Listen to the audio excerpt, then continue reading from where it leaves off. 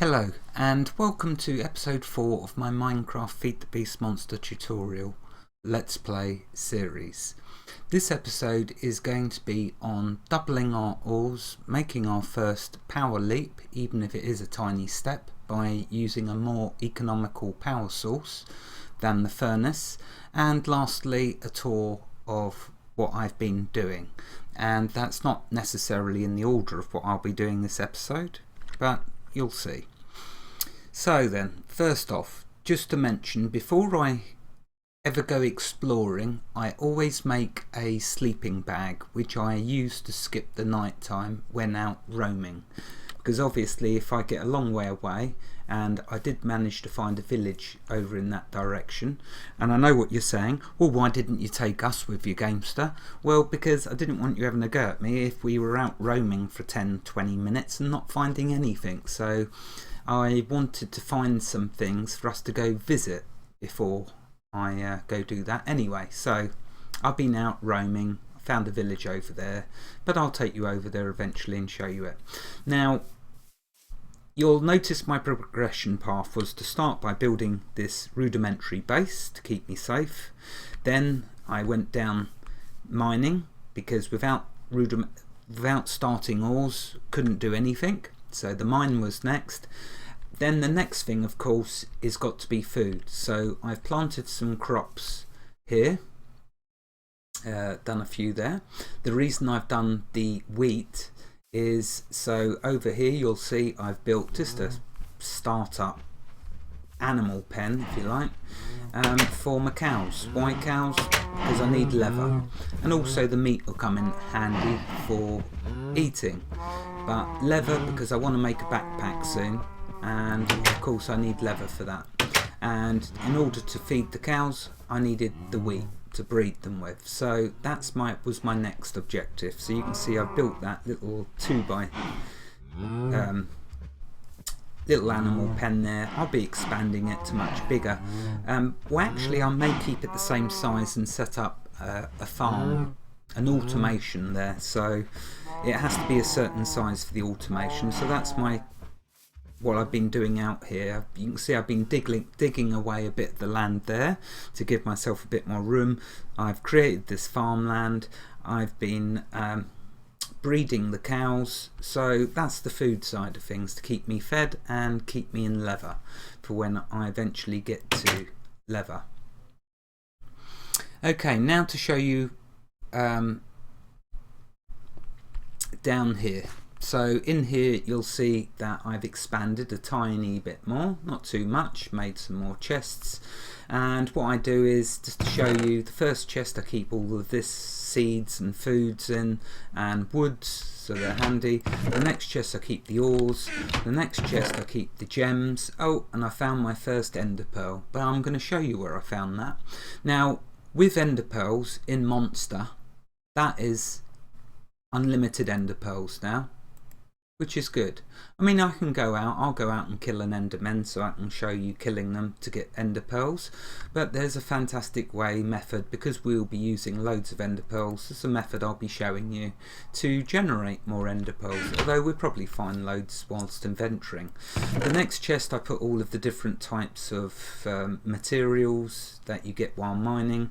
Also, it's where I keep my clay, gravel and flint. And you'll know why I've got them free, or you'll find out if you don't soon enough. Anyway, the next one is for my cobblestone. Next one is some items that I found with what I'm going to show you in a bit. And lastly, dirt. Yeah, I'll keep making more chests just until I get applied energistics online, because that is one of my favourite mods. Anyway, let's show you though what I was doing down here in the mine. I left the last episode hearing loads of lava, didn't we? Well, normally lava for me is hard to find. Not in this world. Lava is everywhere. Now, so what I was trying to do was to find 12 diamonds, because once we've got doubling our ores up and some power for it, then the next thing I want to focus on is a quarry for us. So trying to find diamonds though in this world proved to be somewhat difficult. So I started by trying to go north. Got to here and then lava poured out the wall. So I can't go north. Then I thought, okay, let's try and go east. So I went east. I think I found 3 diamonds. But then I died with lava and lost the lot. So I persevered though, built the bridge over, carried on going, and I think I found another diamond, so I started over. I got 1 diamond, lost my other 3 diamonds. I know I should have went back and put the diamonds straight away in the chest, but anyway, so that this way was going on nicely. But then I got to some liquid here that when it comes out, as soon as it touches me, it starts to damage me. You can see the colour of it there dripping. Oh, that's actually lava, but there was another liquid, so that stopped me going east. And I'm still only got 1 diamond, so I'm not doing great at this point. And bear in mind I'm at level 7, so I should have been finding a lot more than that. But in some worlds diamonds can be extremely rare. And it's not that they're extremely rare in this world, it's that there's lava everywhere. First of all I died with lava, then I died with creepers. Because creepers always appear when you least want them or expect them. So that was north. Not very good. That was east. Not very good. Next, west. So I went west, wasn't far before I hit lava. And there is a ton of lava. I know it's good. I'm not complaining. Lava's good because it'll be good for power. And also I've got obsidian here, although I'll be getting that soon enough, obsidian, but at least I know where I've got some. So anyway, west. Surrounded by lava. Lava is everywhere. I tried to persevere and go on past it. Again, there's lava up there. So, okay, that's northeast and west. I thought, well, let's try south. So we went south, and you guessed it, lava. And I think I died again here. But anyway, so I'm thinking, well, there's lava all around me. I've got no choice but to go through the lava. And I think I got over here and a load of creepers popped out and blew up the thing. And lava, I don't know whether I died through the explosion or the lava, but I lost the solitary diamond that I managed to get. So back to the drawing board. And anyway, I carried on and I did eventually manage to get my 12 diamonds. But I also found something else rather nice. Over here is where I got my ender pearl. And of course, here's our first spawner. This is a zombie spawner, so it'll be good for a bit of practice fighting wise, but more importantly, the moss stone for when we get to Tinker's construct, because this moss stone is absolutely fantastic with Tinker's construct. And yeah, here was the chest, and it had an ender pearl in it, which was fantastic, and some other nice ores and items. So there we go, I got my first monster spawner. Right, okay, so that's basically my world. It's full of lava and lots of dying, and it's them creepers. They always make me jump, and when I jump I panic, and by the time I stop panicking I'm usually dead in a deep hole. And if I'm very unlucky, I'm near lava, which in this world has always been the case, so I usually lose everything. Anyway, we don't let that deter us. Let's now start with what this episode is actually supposed to be about, before I put you to sleep prematurely. Okay, so up here, what we want to do is we want to start by sleeping, because it's night time. We don't want nothing coming along. No creepers blowing up our little base. Though it should be safe because I've got torches all around. Okay, so we want to double our ores. The very first step though, of course, is my favourite way to start, is by building a work table. In the beginning, we're going to have to make a lot of items repetitively. So the way to get around that until we get to applied energistics, which will be after our first quarry, or maybe our second or third quarry, until then we will rely on work tables, which are fantastic. So if I right click, you can see to make a work table, is very easy. It requires a book. Yep, I visited the local village, and guess what they don't have any left of? Their bookshelves. Why? Because I chopped them all up into books, because I wanted to make a load of work tables. So there we are. A work table just requires one book, one crafting table, one chest. When you make your very first work table, you then make the components for it in there, and you've then always got the recipe for more work tables, and it's very quick and simple to do. Notice the little padlock. The padlock, if you right click, it puts the padlock there, and when you craft more items, it stops the ones with padlocks being pushed out. So if I don't put a padlock on my survivalist generator and create 4 more items, that will disappear. So I do want it to be there.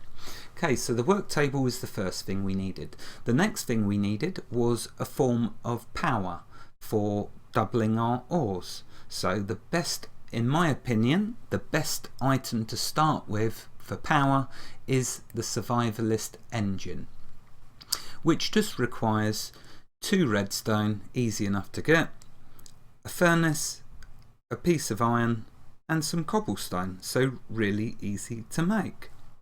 And as you can see, I've made one. Let's make another one.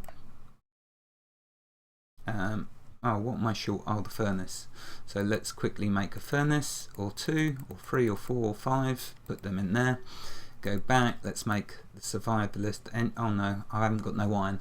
Okay, I'm not going to waste no iron yet. I need to double my ores because I'm wasting too many. So we've got the first engine. That can use charcoal.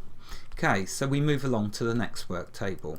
The next thing that we need to make to double our ores is a pulverizer. So you guessed it, the next work table has all the components to make the pulverizer, which is a piston, a machine frame, 2 copper gears, a redstone reception coil, and flints. Now for my copper gears, I use the stone gear method because you can make them a different way, which is more expensive with an iron gear. I use the stone gears.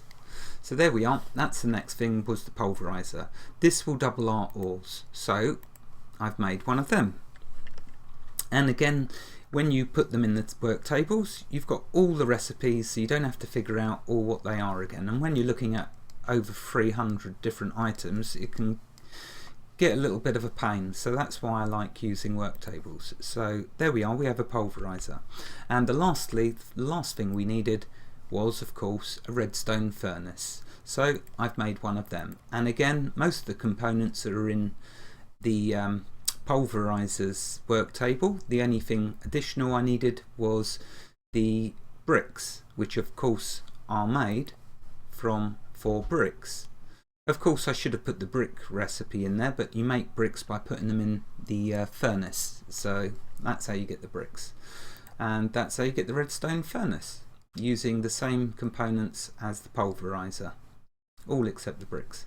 So there we go. Now we have these 2 machines and the generator. Let's now place them and start doubling our ores. So where am I going to start putting this? Well, the way I build, it takes up lots of space, and I'm not saying I build the best way. I'll just show you the way I start. It's not the right way, it's not the wrong way, it's just the way I have fun. So I'm going to make it just about here. Yeah, just there.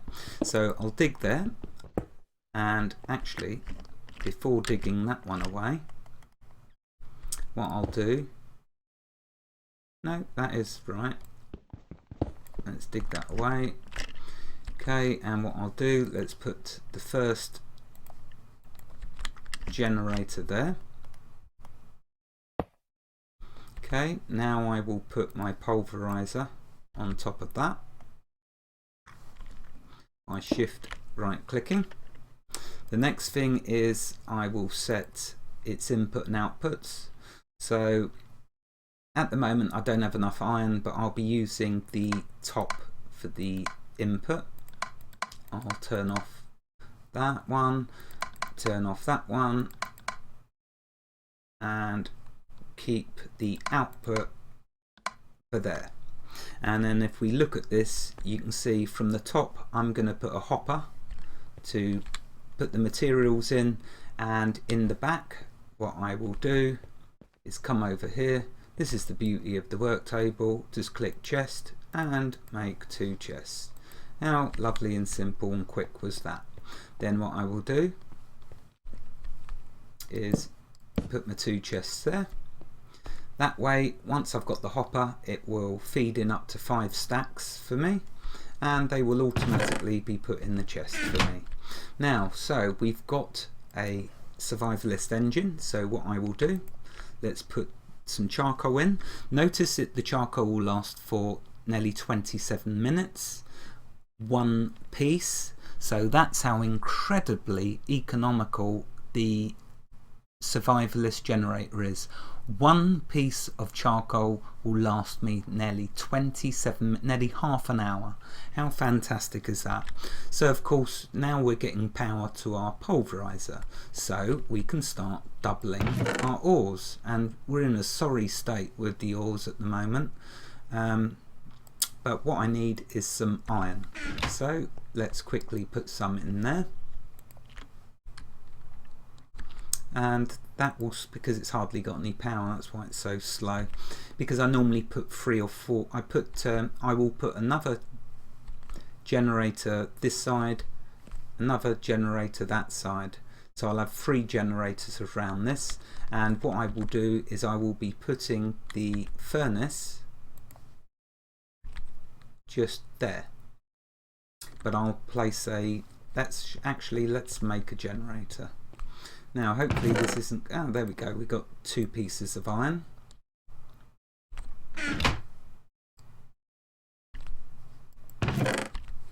So let's cook that up.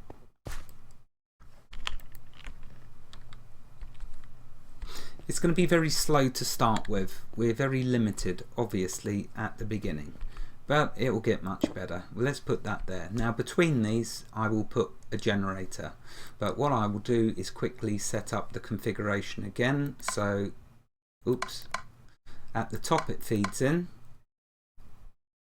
Now I know I could feed from one to the other, but I generally, with the pulverizer and the redstone furnace, like to right at the beginning I like them separated. So I like them just to put into their own chests. I don't like them to pull from one to the other just yet. Oops.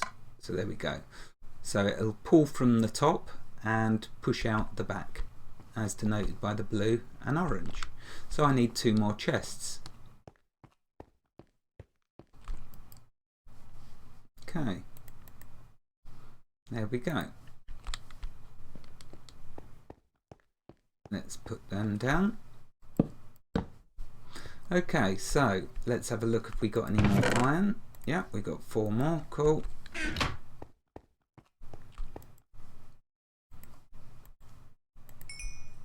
Now we've got 2 iron, we've got 2 more generators. So survivalist generator, 1, 2. There we go. Cool.